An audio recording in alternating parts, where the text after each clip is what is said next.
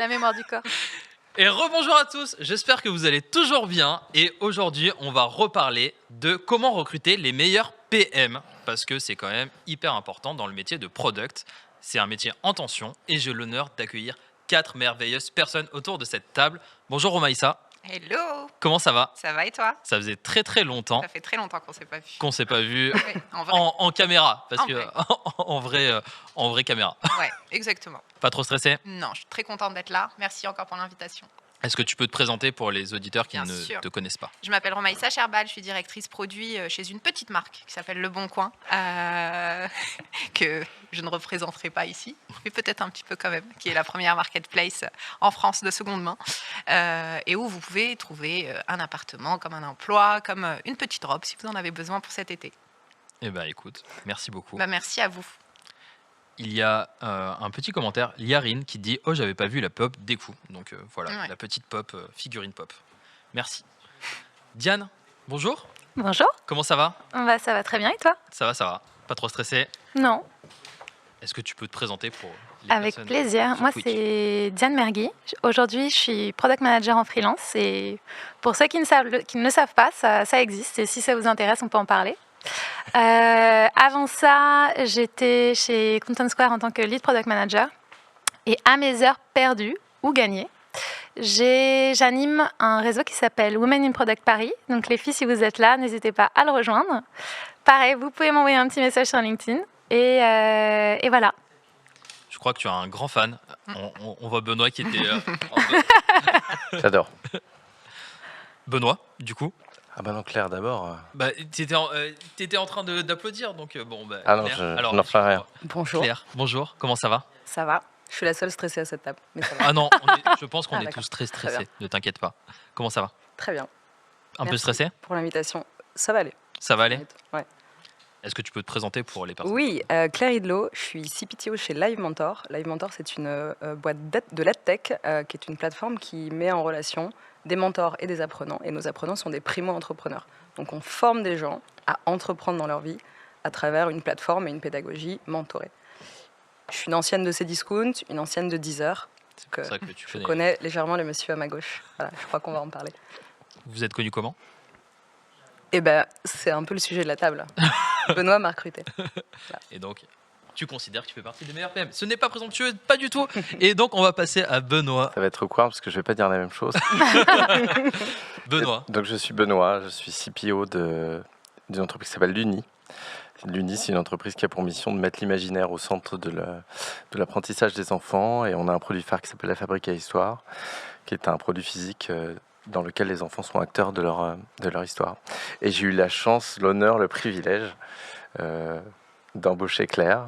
Et donc, c'est moi qu'il faut écouter sur les meilleurs PM parce que Claire est un exemple. Tu formes les futurs CPO, CPTO. Exactement. C'est quand même assez fou.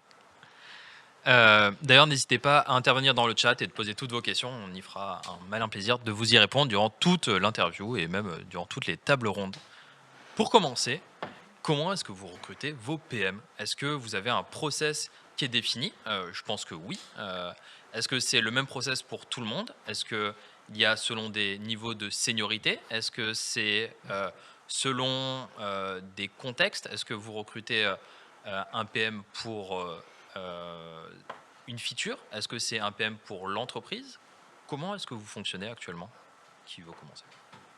Je veux bien commencer. Vas-y. Clairement, moi, je dirais que ça s'adapte à ce qu'on cherche, au scope qu'on veut donner au PM, au scope de travail, aux produits qu'on gère, à l'industrie dans laquelle on est, au niveau de seniorité, juniorité dont on a besoin, et puis peut-être à nos moyens et à notre façon de recruter. Je vais prendre l'exemple de Live Mentor. Récemment, on a recruté un PM, enfin, on a tenté de recruter un PM. Exercice assez compliqué, malgré tout, alors qu'il y a énormément de PM sur le marché. Et parce qu'on cherchait quelqu'un d'assez senior sur un marché qui est assez peu craqué par le monde de la tech, alors on s'est mis dans un process où on a décidé en effet très vite déjà d'avoir une rencontre immédiate avec les product leads tout de suite pour pouvoir donner le cadre. On cherche de la seniorité, on a besoin de donner le cadre, de montrer un petit peu qu'on a des méthodos à mettre en place, qu'on les connaît, qu'on peut projeter des seniors dans un cadre où ils vont pouvoir aussi apprendre, transmettre, mais apprendre. Quand je cherche un junior, c'est pas le même process. On va plus vite aller vers rencontrer l'équipe, faire un cas de travail, voir un petit peu comment la personne s'en sort, tous les leviers qui vont pouvoir évoluer chez cette personne au gré de l'entreprise et au fur et à mesure et au fil du temps. Donc oui, moi je dirais qu'évidemment on adapte notre process de recrutement par rapport au type de profil que l'on cherche. Ça serait dommage de mettre la même méthode pour tout le monde et de pas s'adapter à ce qu'on recherche. Voilà. Ok. Vas-y. Non, Politesse. on parlait avec Claire de finalement pourquoi elle avait rejoint Deezer quand je cherchais un poste de PM chez Appfleet, qui est l'entité sur laquelle on cherchait. Et ce qui est intéressant dans ce qu'on se disait, c'est que on a vraiment mis le poste en perspective pour réussir à séduire Claire quelque part. Et donc, je trouve que l'adaptation, elle va aussi en ce que tu disais tout à l'heure dans ta question, adapter le cycle de recrutement au poste et mettre le poste en perspective. Alors, quand on est Deezer, on a de la chance, on a une marque, hein, c'est relativement facile. Je pense que c'est pareil pour Le Bon Coin. Quand on est Live Mentor ou voire même une entreprise comme l'Uni, on n'a pas forcément la même notoriété. Donc, il faut donner envie. Et en l'occurrence, c'était un poste hyper structurant, hyper intéressant. Et donc, je pense que c'est aussi une des clés du succès. C'est vraiment mettre en perspective. Si on dit on recrute un PM et qu'on ne met pas en perspective l'intérêt du scope, on perd un petit peu la saveur de ce métier, à mon avis. Ce que j'allais dire, c'était pour rebondir sur ce que tu disais. Et en fait, je suis largement d'accord avec toi, avec un petit caveat, qui est que pour moi, en fait, la seniorité du PM va s'exprimer en fonction du périmètre qui, in fine, il va gérer. Donc, plus tu es junior, plus tu as un petit périmètre, et plus tu es senior, plus tu as un large périmètre. Avec ça vont certains skills que tu n'as pas peut-être quand tu es PM junior et que tu auras quand tu es lead, notamment toute la partie strat, etc. Mais quand même, je pense que tu peux avoir un processus de recrutement très similaire sur ce spectre de seniorité, parce qu'en réalité, tu vas chercher les mêmes skills, juste pas tout à fait au même niveau. Tu pardonneras à un PM junior de mettre certains temps à avoir certaines réponses, là où, en fait, pour quelqu'un d'un peu plus senior, tu veux que ce soit un réflexe. Et on en parlait tout à l'heure avec Romaïssa, des processus de recrutement de Google, de Facebook, etc., qui, eux, sont très, très formatés, mais ils sont formatés à raison, je pense, sur le fait de mettre le candidat dans une situation qui lui demande peu de préparation en amont. Et quand je dis ça, c'est pas tout à fait vrai parce qu'évidemment on s'entraîne, mais par ça je veux dire on ne fait pas des case studies où on va faire travailler le candidat sur des journées entières qui, on en parlait quand on préparait cette conversation, finalement est une manière très discriminante de recruter parce que tous les candidats n'ont pas le même temps libre. Il y en a qui sont au chômage, il y en a qui ne le sont pas, il y en a qui ont des enfants en bas âge et qui en ont le care et d'autres pour qui ce n'est pas le cas. Donc moi, ce que j'aime bien avec cette manière de faire, c'est que finalement, on met le candidat dans une situation et on lui dit, eh ben voilà, maintenant, parle-moi d'un produit compétiteur à Spotify. C'est hyper stressant parce que nécessairement, tu es un peu démuni et que tu dois retomber sur tes pattes assez rapidement, mais en même temps, c'est comme ça que tu vois les réflexes du candidat et c'est comme ça que tu peux vraiment différencier les candidats de qualité des autres. Et ce qui est cool, et je m'arrêterai là, parce que ça fait 5 minutes que je parle, c'est que ça te permet aussi de ne pas te faire avoir par le biais de l'éducation. Finalement, en fait, tu te concentres sur ce que la personne sait faire et pas sur son diplôme, sur ses expériences passées. Tu peux. Moi, je sais que quand je faisais passer les entretiens chez Pivotal, je regardais même pas le CV de la personne. Je regardais juste vraiment ce que j'avais en face de moi. Je trouve que c'est une manière intéressante de recruter. Et j'aimerais plus l'avoir en tant que candidate sur le marché.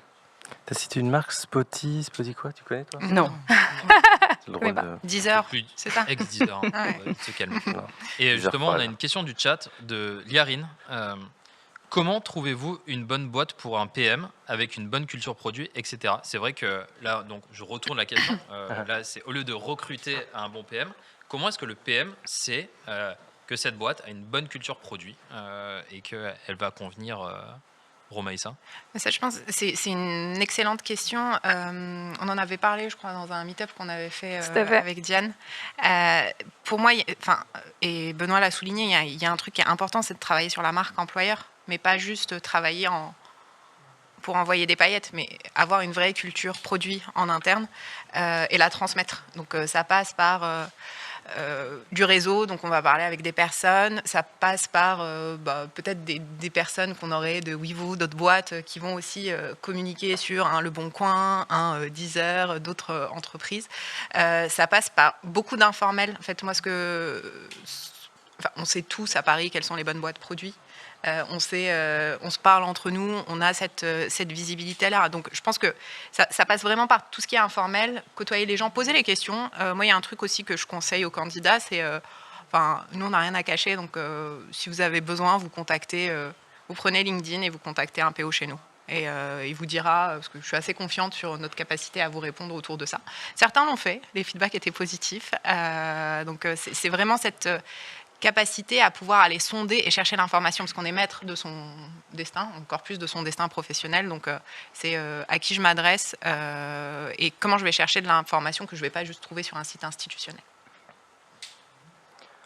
Interviewer les gens qui vous interviewent. Il faut absolument creuser, s'interroger.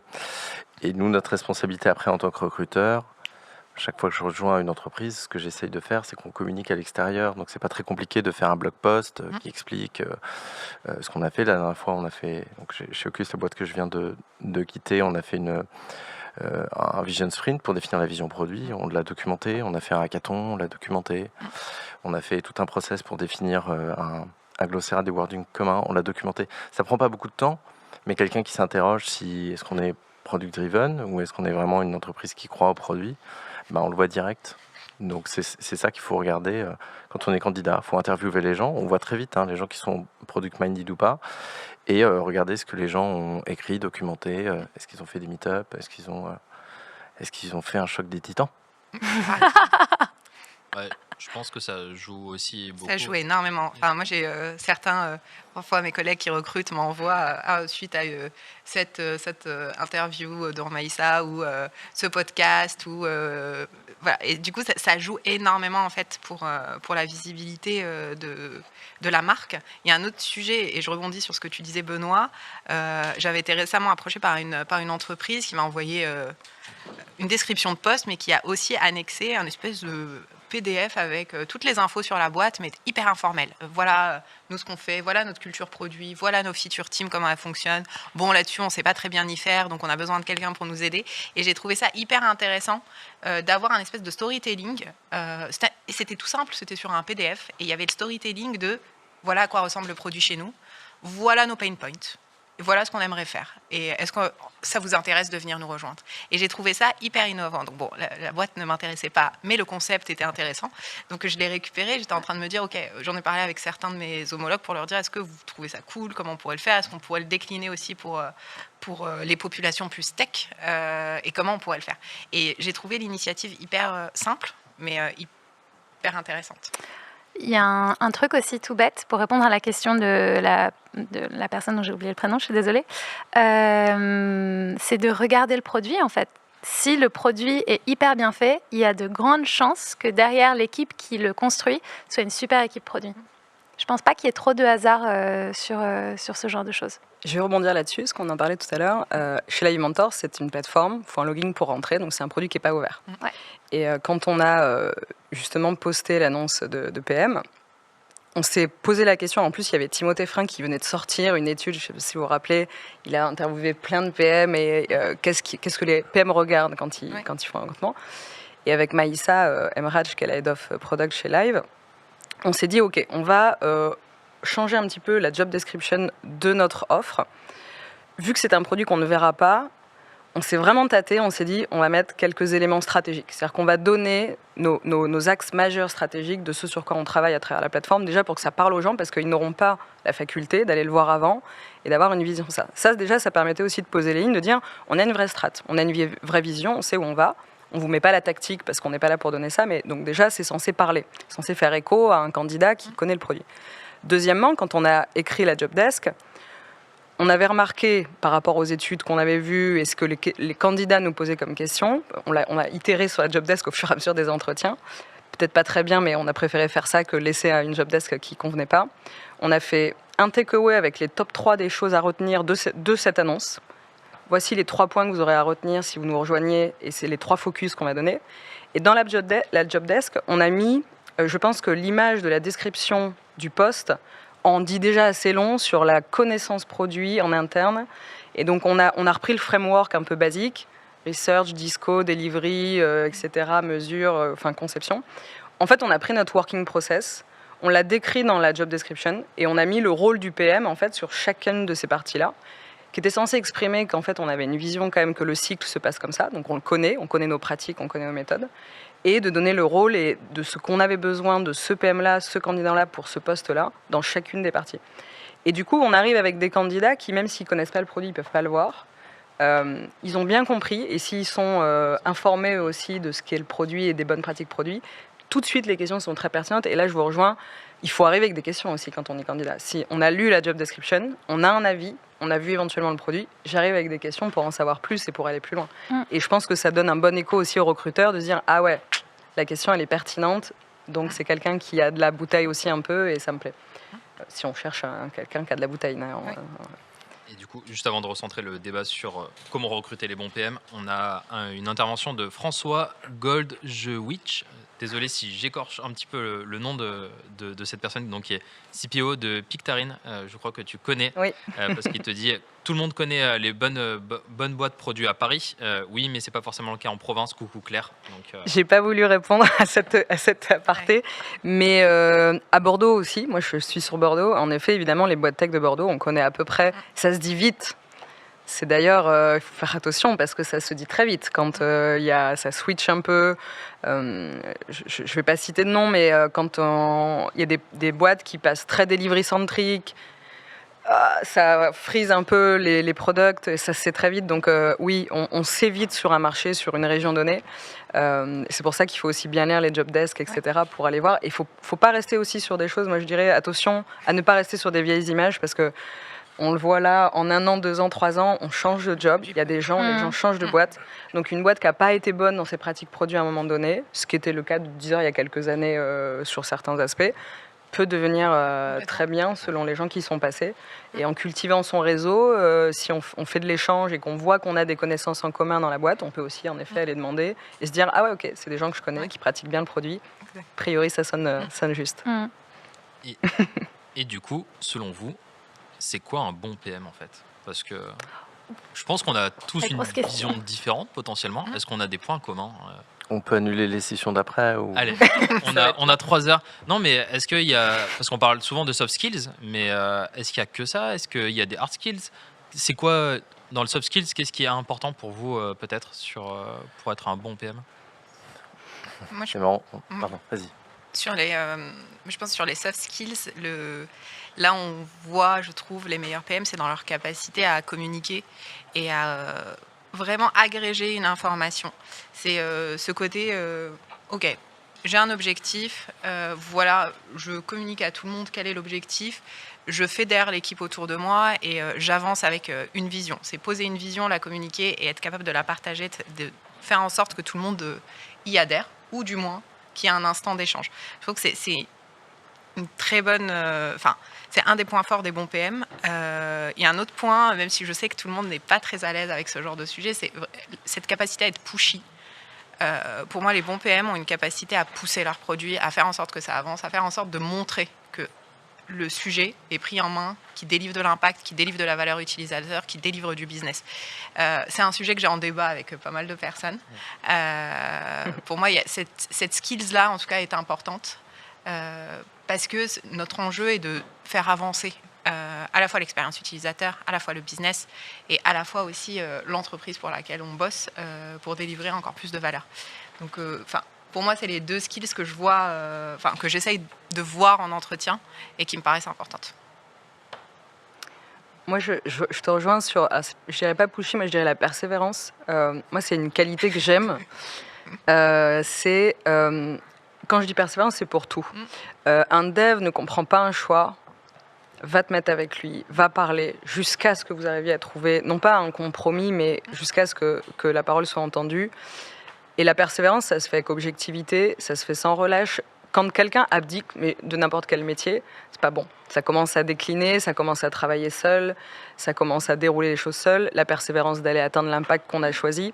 Je pense qu'avec de la persévérance, a priori, même si on a des métiers qui sont plus ou moins simples, plus ou moins compliqués selon les secteurs, quand on persévère, on arrive toujours à faire quelque chose d'efficace.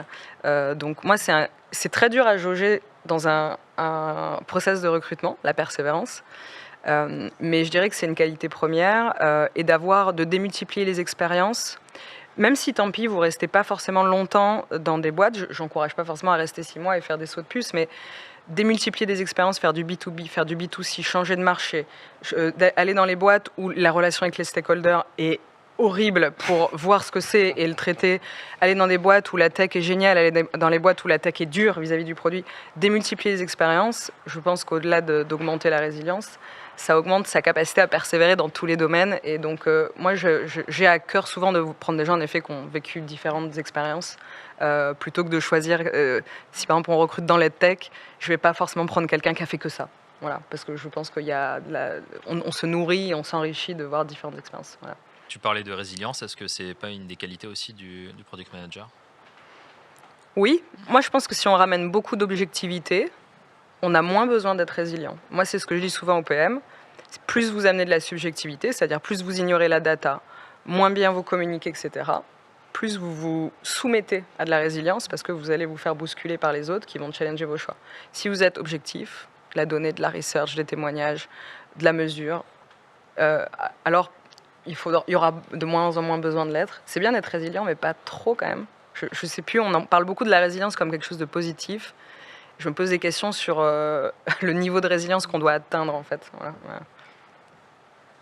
Je suis assez d'accord avec ce que tu dis sur la partie de savoir prendre du recul et d'arriver dans une situation avec un minimum de conviction. Et par là, j'entends, même moi, ça m'a clairement fait défaut par le passé, c'est d'arriver dans une équipe, et d'arriver dans une situation et de se dire, OK, le problème, c'est ça. Et donc, en fait, tu n'écoutes pas ce que les autres te disent, tu n'écoutes pas la manière dont ils ont envie de travailler, dont ils ont l'habitude de travailler.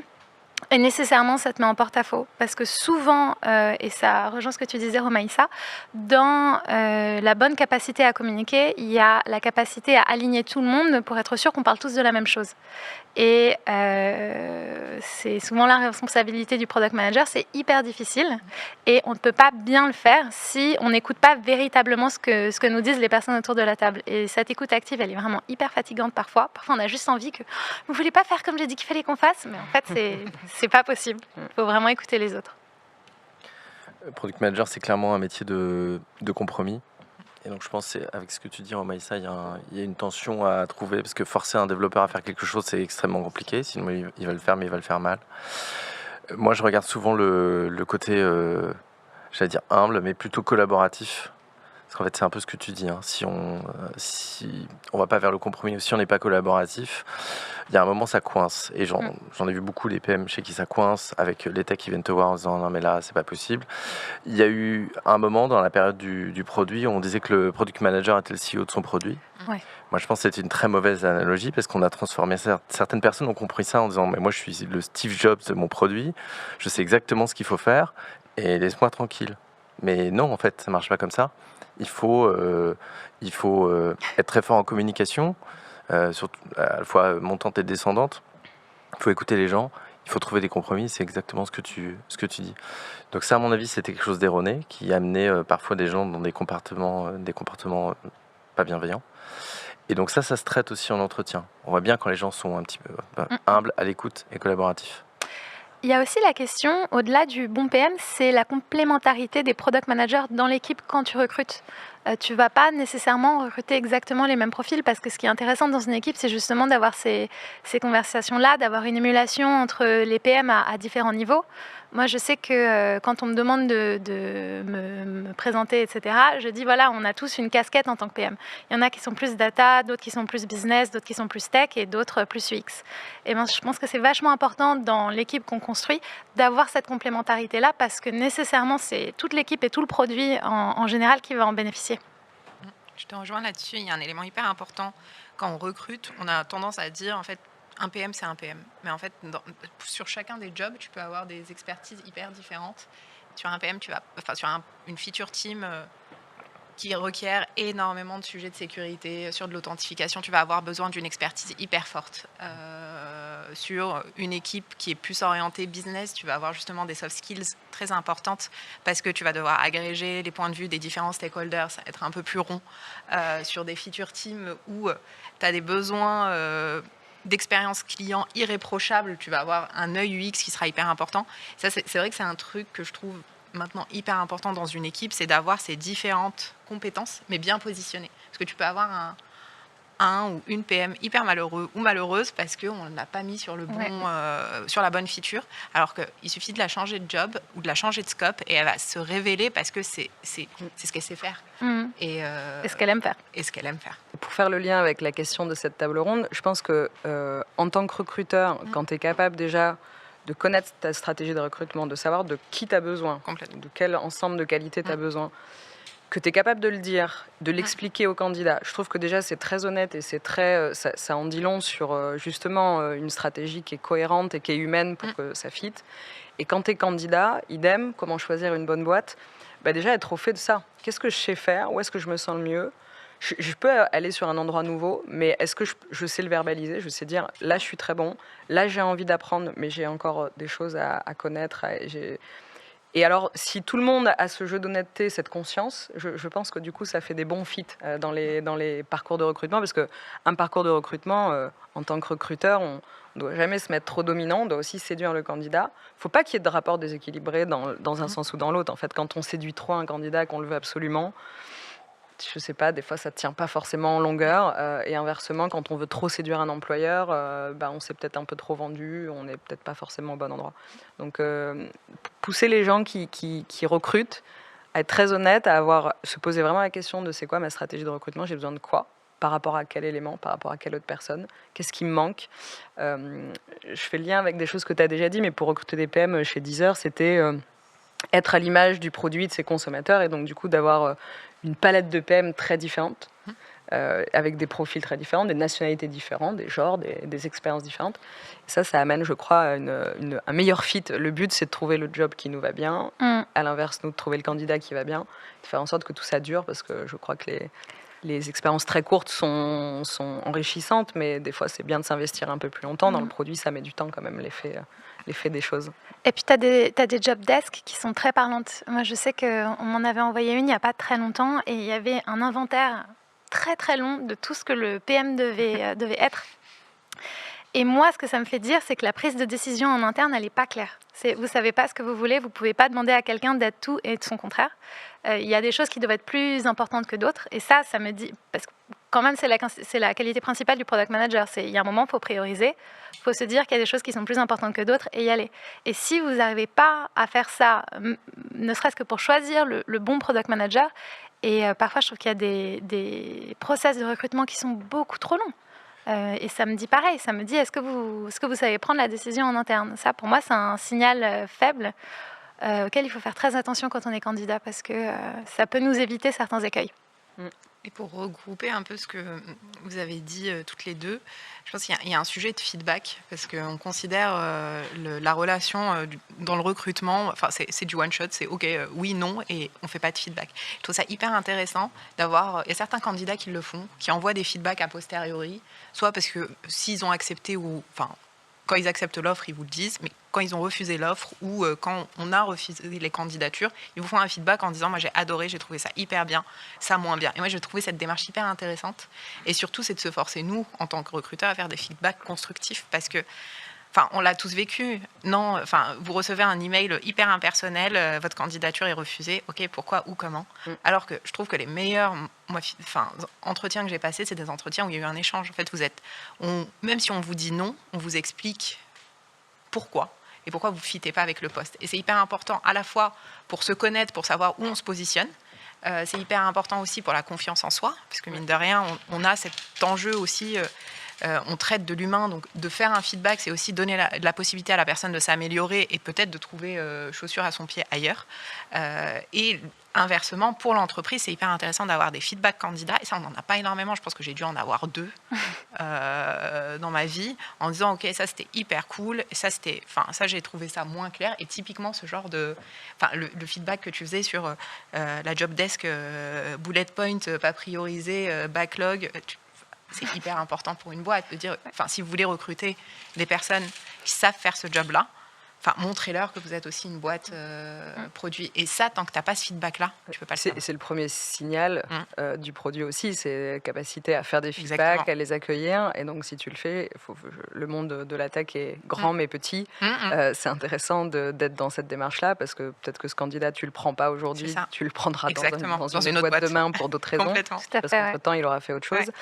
Donc, je pense que c'est important de demander. Et même entre les entretiens, nous, on le faisait beaucoup entre les entretiens. Comment tu as digéré l'entretien d'avant, comment ça s'est passé, est-ce que c'était bien, il y a des choses qui t'ont déplu, et d'itérer son process, au même titre qu'un produit aussi, prendre en compte, si tout le monde vous dit que le use case était pénible, il faut peut-être réfléchir à changer le use case, parce que c'est pas très attractif pour un candidat.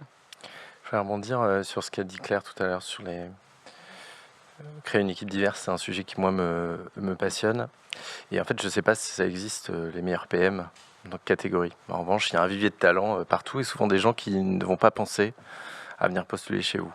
Or, il y a plein de métiers qui préparent à être PM. Il n'y a pas très peu d'écoles de PM. Enfin, il n'y a pas d'école de PM. Il y a de plus en plus des bootcamps, des choses comme ça. Il y a une école pour devenir développeur, il y a une école pour devenir designer, mais il n'y a pas d'école pour devenir product manager. Première Schema qui lance son master de product management. Et ben voilà, je suis On en parle. je suis trop On vieux. est trop vieux. Je suis trop vieux. Mais ce qui est intéressant, c'est qu'il y a un vivier partout. Et aujourd'hui, je pense à, par exemple, les ingénieurs qualité, souvent font des très bons product managers. Et ben, comment on fait pour amener ces gens-là vers nous? Alors, il y a un travail sur les job desks, mais il y a aussi une volonté, à mon avis, qui doit être notre responsabilité à nous, leaders produits, qui est de dire nos équipes doivent ressembler à nos utilisateurs. Il n'y a pas de raison qu'on ait des équipes parfois avec, c'est souvent plus que des hommes, mais que des hommes blancs de 40 ans, ça ne marche pas. Et on a eu la chance de renaître des applications grand public avec Claire. C'est des applications qui sont par nature mixtes, extrêmement diverses. Et donc il faut amener de la seniorité, il faut féminiser les équipes, il faut amener de la diversité, parce que c'est ça qui amène la performance. Et donc il faut faire tout ce travail-là de comment on attire ces talents qui sont aujourd'hui complètement invisibles par notre faute à cause de ces process de recrutement. Parce qu'on va demander un diplôme d'ingénieur pour faire product manager ou une école de commerce. Pourquoi? En fait, c'est un métier où il faut être empathique. Tout le monde peut être empathique.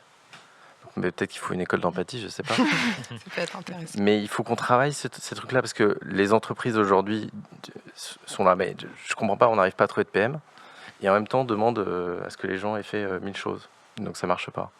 Or, il y a un enjeu de diversité qui est fort et ça commence par comment on présente et comment on trouve les talents. On a 2 messages dans le chat. Anit qui dit « L'honnêteté doit exister également au sein de la boîte lorsque le CEO n'est pas en accord avec la BU produit. Méfiance, le PM n'aura pas sa place. » Et Oaimat qui te fait un petit clin d'œil. Les ingénieurs qualité font souvent de très bons PM. Dis donc, Benoît, tu fais allusion à quelqu'un en particulier. Matt, que tu connais très bien. Je vois que l'heure tourne. Je vais vous poser une petite question. Qu'est-ce que vous diriez aux personnes, là, du coup, aux product managers qui vont passer des entretiens? Parce que je pense qu'il y a plein de product managers qui sont en train de nous suivre, qui vont passer des entretiens. Comment préparer au mieux leur entretien qui vont avoir lieu peut-être demain, après-demain, peut-être dans 1 heure? Il y a peut-être des personnes qui vont passer leur entretien dans 1 heure. Qu'est-ce qu'ils doivent préparer pour justement réussir leur entretien? Qu'est-ce qu'ils vont faire? Qu'est-ce qu'ils doivent préparer au mieux? On est dans quelle partie du recrutement et pour quelle entreprise? Pour l'entreprise, on va dire une belle scale-up qui fonctionne très bien, ou une start-up produit, quelque chose de très produit, et c'est pour un entretien produit, pas RH, pas CEO, c'est vraiment pour réussir leur use case. Imaginons un use case produit, à quoi ils doivent penser. Si on est sur un type d'entretien live, tableau blanc, où on nous donne un prompt et on doit le résoudre, je dirais que le plus important, vraiment, c'est de rester calme, de se rappeler finalement, tu as un cerveau, donc tu sais réfléchir, donc tu peux y arriver. Et il y a une méthode qui est très très simple. Pose-toi la question de qui sont les utilisateurs, quel problème on veut résoudre, quel est le problème le plus important, quelle est la solution la plus importante. Et en fait, c'est tout. Finalement, c'est juste ça. Et c'est tout le temps la même chose. Donc en fait, tu en es capable. Bonne chance. Maïssa. Moi, j'ai un conseil hyper simple, mais qui paraît, logique, c'est utiliser le produit. Le nombre de fois où je me suis retrouvée en entretien, et ça fait partie de mes premières questions, qu'est-ce que vous pensez des dernières nouveautés qu'on a lancées? Et la personne me dit, je ne suis pas utilisatrice du Bon Coin. C'est éliminatoire.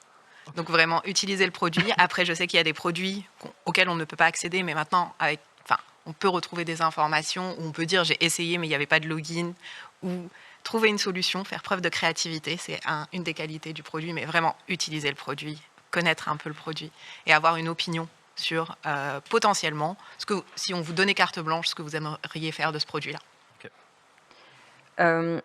Je dirais pour l'avoir vécu récemment, mais sur des marchés qui sont un petit peu moins connus globalement par les PM.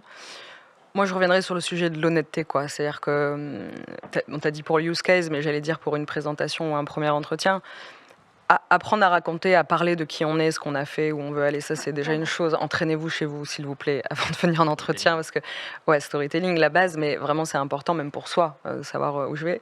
Et en effet, quand on déroule un framework qu'on connaît, il y a plein de gens qui sont capables de le dérouler, parce que la théorie, beaucoup de gens la connaissent, mais revenez à ce que vous savez faire, quoi. Quand vous ne savez pas, dites-le. Moi, j'aurais adoré entendre beaucoup plus souvent en entretien, des fois, malheureusement, je ne vais pas pouvoir répondre à cette question, je ne sais pas. J'ai des doutes sur tel ou tel point. Et c'est fine, en fait, c'est pas grave. Parce que dans la réalité de l'entreprise au quotidien, on a tous des problèmes, on se pose tous des questions qu'on a du mal à résoudre, on a besoin de lever le drapeau, faire appel aux collègues, etc. Donc, soyez qui vous êtes, essayez pas de faire un jeu, essayez pas de parler, placer des mots compliqués quand vous ne savez pas les expliquer. Le nombre de fois de candidats qui placent un mot compliqué, tu peux m'en dire plus sur ça. Ça, c'est dommage, parce que ça met dans une position... voilà. Donc, de l'honnêteté. Si vous avez les compétences pour ce job, ça sera détecté. Et voilà. Et encore une fois, quand on n'a pas un job, c'est pas qu'on est mauvais, c'est pas qu'on a raté. Des fois, c'est que ça fit pas. On n'a pas la bonne compétence au bon moment, et c'est pas grave. Et on a plein. Donc, bonne chance pour votre entretien. Et il y a plein de jobs ouverts. Donc, si celui-ci ne fonctionne pas, ce sera un autre. Et voilà. Je pense qu'il faut juste rester calme et faire confiance à qui on est et ce qu'on sait faire. Voilà. Rapidement, moi j'incite les product managers à avoir un portfolio des achievements qu'ils ont fait, comme les designers. Donc c'est simple, c'est quelques slides avec voilà le problème que j'ai eu en face de moi, voilà la solution, avec des screenshots, des vidéos, etc. Et voilà le résultat. Donc une démarche produit. Et pour les PM juniors qui n'ont pas encore d'achievement, il suffit de prendre n'importe quel problème, des problèmes il y en a plein, il faut regarder autour de soi. Faire preuve de product sense et de product exécution, prendre un outil de no-code et montrer ce qu'on sait faire. Ah bah ma tante m'a soumis un problème, j'ai fait des interviews utilisateurs, j'ai fait un petit proto, je l'ai soumis, et puis j'ai eu 50 visites sur mon mini-site. Bah, ça montre déjà qu'on sait faire ce métier.